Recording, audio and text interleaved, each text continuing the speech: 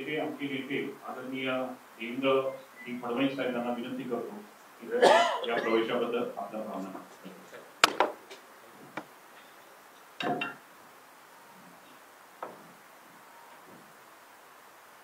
आज अतिशय आनंदाची गोष्ट आहे की नांदेड जिल्ह्यातले एक अतिशय तरुण आमदार जितेश अंतापूरकर यांनी आत्ताच भाजपचे अध्यक्ष चंद्रशेखर बावनकुळेजी यांच्या हस्ते भारतीय जनता पक्षामध्ये प्रवेश केला आहे.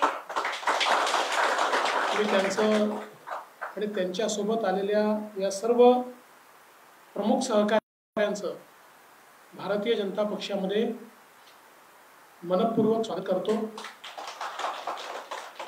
विशेषतः माननीय अशोक चव्हाण साहेब यांच्यासोबत त्यांचे वडील रावसाहेबांनी देखील अतिशय जवळून काम केलं. आमच्यासोबत ते विधानसभेमध्ये देखील होते आणि त्यांच्या दुःखद निधनानंतर जितेश त्या जागी निवडून आले आणि त्यांचं काम पुढे नेण्याचं काम जितेश करत होते. मात्र जो काही त्यांना अनुभव आला तो अशोकरावांनी आताच सांगितला. आणि विशेषतः नांदेड जिल्ह्यामध्ये भारतीय जनता पक्षाचं काम हे जुनं आहे. अनेक चांगले नेते भारतीय जनता पक्षाचे वर्षानुवर्ष नांदेड जिल्ह्यात काम करतात. पण त्याचवेळी माननीय अशोकराव यांचा प्रवेश झाल्यामुळे एक वेगळं चैतन्य आपल्याला पाहायला मिळालं आणि एक वेगळी मजबूती देखील आपल्याला पाहायला मिळाली.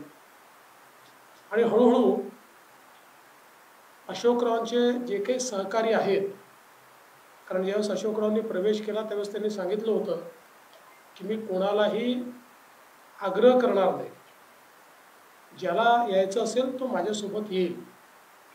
आणि आता हळूहळू जेवढे त्यांच्यासोबत काम करणारे सहकारी होते ते सगळे सहकारी भारतीय जनता पक्षामध्ये प्रवेश करतायत आणि त्यामुळे निश्चितच भारतीय जनता पक्षाला एक मजबूती देखील प्राप्त होते. एक सिटिंग आमदार असून देखील हा निर्णय जितेश यांनी घेतला आणि भारतीय जनता पक्षामध्ये यापुढे मी काम करेन अशा प्रकारचा संकल्प देखील त्यांनी केला. त्याबद्दल त्यांचे मी अतिशय मनापासून आभार मानतो. मला विश्वास आहे भारतीय जनता पार्टीचा हा जो आपला परिवार आहे हा नांदेड जिल्ह्यामध्ये अधिकाधिक मजबूत होतोय. हे खरं आहे की नांदेडची लोकसभेची जी काही जागा आहे ती आपण कमी मताने त्या ठिकाणी हरलो. फार काही अंतर आहे अशी परिस्थिती नाही आहे. पण त्यावेळेस जी काही परिस्थिती होती, जे काही फेक नरेटिव्ह होते, त्यामुळे आपल्याला ती जागा निवडून येता आली नाही. असं असलं तरी लोकसभेनंतर मात्र नांदेड जिल्ह्यातलं वातावरण आपल्याला बदललेलं दिसतंय. त्या ठिकाणी भारतीय जनता पार्टी आणि महायुती ही मजबूतीनं आता पाय रोवताना दिसते. आणि मला विश्वास आहे की लवकरच अशोकरावांचे इतर सहकारी देखील जे काही तिकडे राहिलेले आहेत तेही भारतीय जनता पक्षामध्ये येतील आणि या विधानसभेमध्ये पुन्हा एकदा नांदेड जिल्ह्यामध्ये सगळ्यात मोठा पक्ष भारतीय जनता पक्ष आणि आपली महायुतीच असेल हा विश्वास या निमित्ताने मी व्यक्त करतो. पुन्हा एकदा मंचावरील सर्व आपले मान्यवर माजी खासदार आहेत, आपले आमदार आहेत, सगळ्यांच्या वतीनं मी जितेशच्या मनापासनं या ठिकाणी स्वागत करतो. आणि मला विश्वास आहे की तुमच्यासारखा एक तरुण तडफदार नेता आल्यामुळे निश्चितच पक्षाला त्याचा फायदा होईल आणि तुम्ही खुल्या मनाने पक्षामध्ये काम करा. तुम्हाला पूर्ण पाठिंबा पक्षामध्ये मिळेल.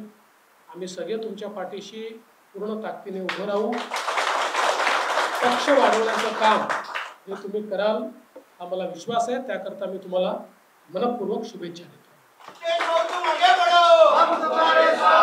याच्यानंतर माननीय आमदार जितेशजी यांना विनंती करतो की त्यांनी या पक्ष प्रवेशाबद्दल आपल्या भावना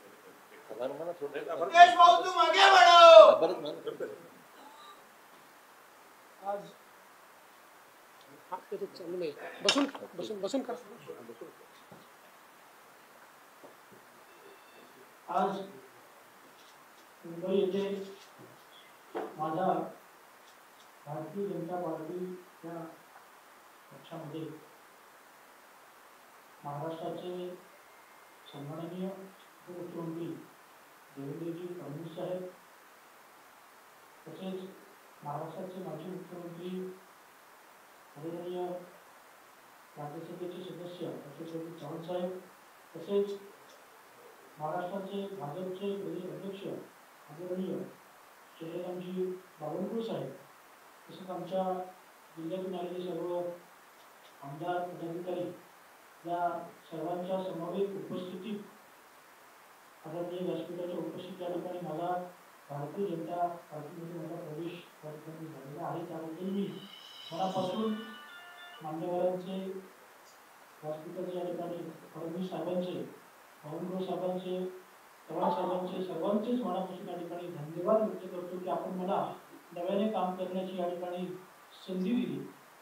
आणि मी या ठिकाणी या प्रसंगी एवढं सांगू इच्छितो असं या भाऊक क्षण निश्चित आहे वडिलांची आठवण आली निश्चित या प्रसंगी सांगू इच्छितो की जी जबाबदारी पक्ष माझ्यावरती देईल आपण सन्माननीय नेते आपण मला द्याल निश्चितपणे ती निष्ठेने पार पाडेल आणि देवगीर आणि बिरोली या दोन्ही तालुक्यातील जनतेसाठी मी जे कष्ट पडतील जे मला सेवा मिळेल ती प्रामाणिकपणे निष्ठेने पार पडेल आणि नक्कीच आपल्या शेतकऱ्यांना तेथील जनतेला न्याय देण्यासाठी मी आदरणीय नेत्यांच्या मार्गदर्शनाखाली नेतृत्वाखाली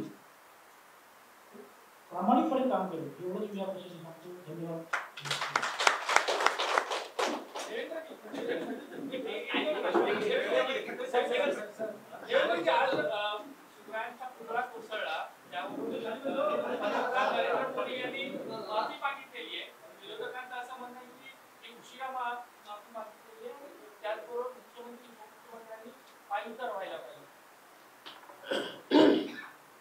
असं आहे की विरोधी पक्षाला या घटनेमध्ये केवळ राजकारण बघायचं आहे. राजकारणाच्या पलीकडे ते पाहू शकत नाही आणि देशाच्या पंतप्रधानांनी खुल्या मनानं या ठिकाणी सर्व शिवभक्तांची माफी मागितली आणि स्पष्टपणे सांगितलं की छत्रपती शिवाजी महाराज हे आमचे आराध्य दैवत आहे आणि आराध्य दैवताच्या पुतळ्याचं अशा प्रकारे जी काही परिस्थिती झाली त्यामुळे मी त्यांची देखील माफी मागतो.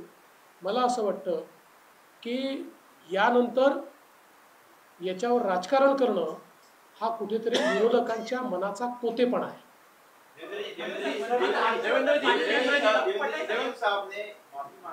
कांग्रेस कह रही है कि उन्होंने वीर सावरकर जी का और राहुल गांधी का मतलब बीच में लाया और एक कंडीशनल उन्होंने माफी मांगी है. ऐसी कंडीशनल माफी हमें मंजूर नहीं है. देखिए, एक तो माफ़ी जनता की मांगी है, माफ़ी जो मांगी है वो शिवभक्तों की मांगी है, छत्रपति शिवाजी महाराज को जो आराध्य मानते हैं उनकी माफ़ी मांगी है, इसलिए कांग्रेस के सर्टिफिकेट की आवश्यकता ही नहीं है. और दूसरी महत्व की बात यह है कि शायद उन्होंने प्रधानमंत्री जी ने क्या कहा ये सुना ही नहीं है. अगर वो सुनते तो शायद इस प्रकार की बात वो नहीं करते.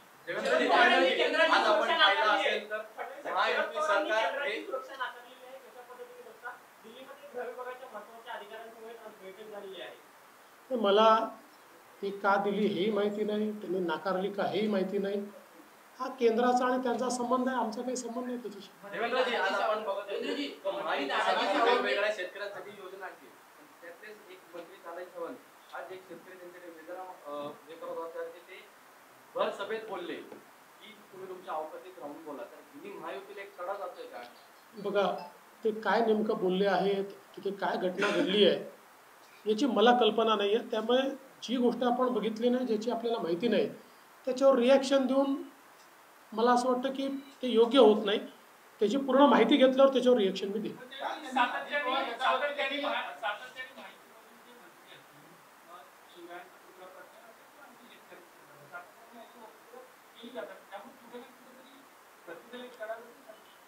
बघा, सरकारच्या प्रतिमेला तडा जातो वगैरे असं मी मानणार नाही, पण शेवटी कोणी असो प्रत्येकाने जबाबदारीनेच बोललं पाहिजे.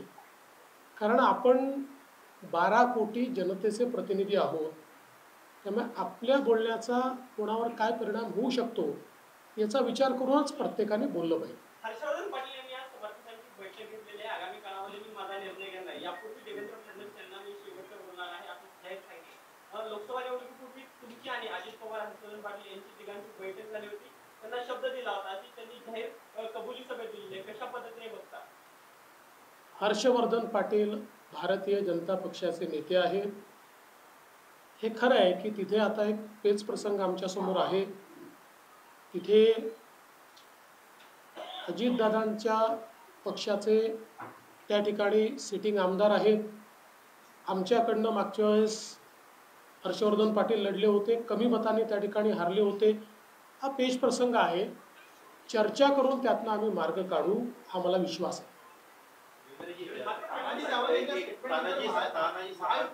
जिस तरफ से आया है या इसके पहले भी जो स्टेटमेंट आए हैं या आपका उन्होंने जिस आंदोलन किया है, महायुति में अनबन दिखाई दे रही है, मैसेज ठीक से नहीं जा रहा है, देखिए कोई अनबन वगैरह नहीं है.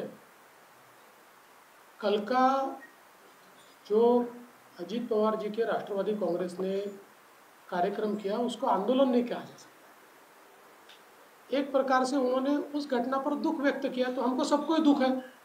देखिए, प्रधानमंत्री जी ने माफ़ी मांगी, मुख्यमंत्री जी ने माफ़ी मांगी, अजीत दादा ने माफ़ी मांगी, मैंने भी माफ़ी मांगी. तो हम सभी को दुख है. अब दुख व्यक्त करने का अपना अपना तरीका है. उन्होंने एक तरीका अपनाया, वो एक प्रकार से मौन बैठे, तो इसको आंदोलन कहना ठीक नहीं है. उनकी मंत्री का कहना है कि के साथ हमको उल्टी आती है. नहीं, ये देखिए, दोनों भी पार्टी इस अशा प्रकारचं वक्तव्य करणं हे पूर्णपणे चुकीचं आहे. अशा वक्तव्याचं समर्थन करता येणार नाही.